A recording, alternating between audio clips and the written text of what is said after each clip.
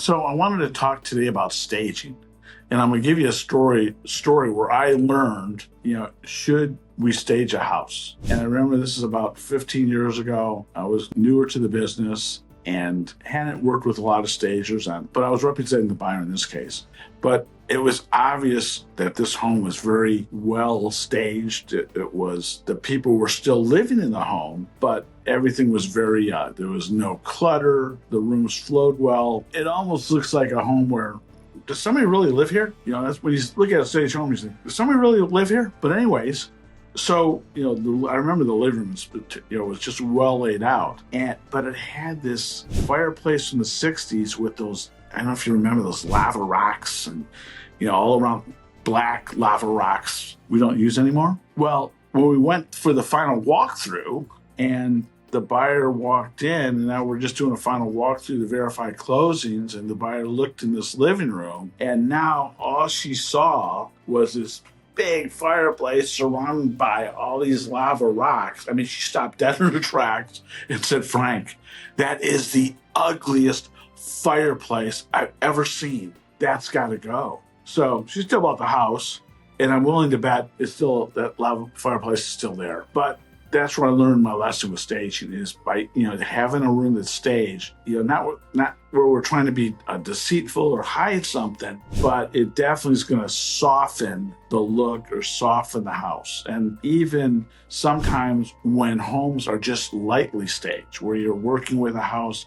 where the seller has moved out, and just by placing a few items, maybe a couple pictures, a chair, just a few items in the room, or a couple items on the counter, it's definitely going to soften up that room. And that's really an advantage of staging. So let's talk about how we can stage, or how you can stage a home. And this definitely can be a do-it-yourself. You could do it yourself, and a lot of people are very, very successful at it, using your own items in the home. The second method would be to hire a professional stager that could at least give you some ideas on how to work with items in your current home. Or you could even go, there's even stagers that have, warehouses full of items that they could then fill up the home. So if, for example, let's say you're planning on moving, and this is where we're going to tell everybody to do this. If you know you're moving and you're committed to moving, you might as well start packing up the house before you even move.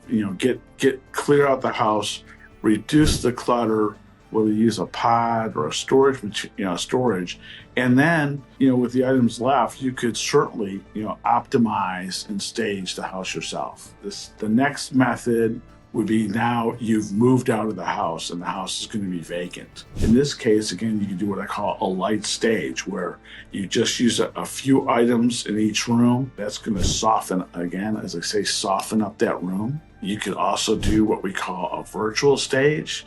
Not quite the same, where when we take the photos, the editors can make the room look like it has all sorts of furniture in there. We do disclose that when I do list a house in the multiple listing service.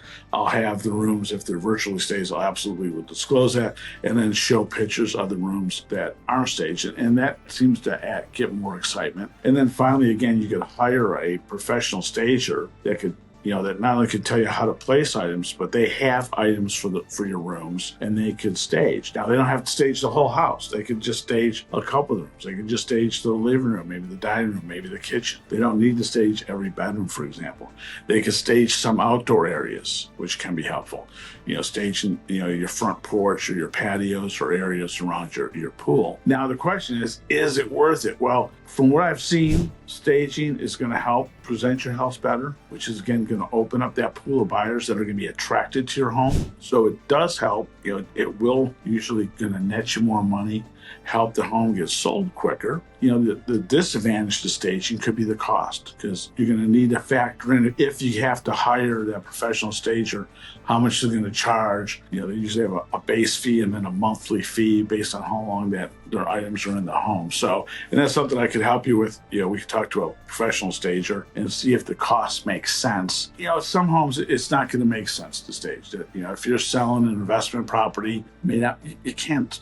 You may not be able to stage it. If you're selling a rental property where you have tenants, You're not going to stage that home with tenants in there. If you're selling a home that maybe has a lot of repair issues, even a cosmetic fixer, you may not want to spend the money on staging. But generally, staging is going to save you money by getting more money for your house and help the home be more attractive, which is going to reduce your time on market. So if you have any questions on this, feel free to call or text or email me, Frank at frankfalundy.com.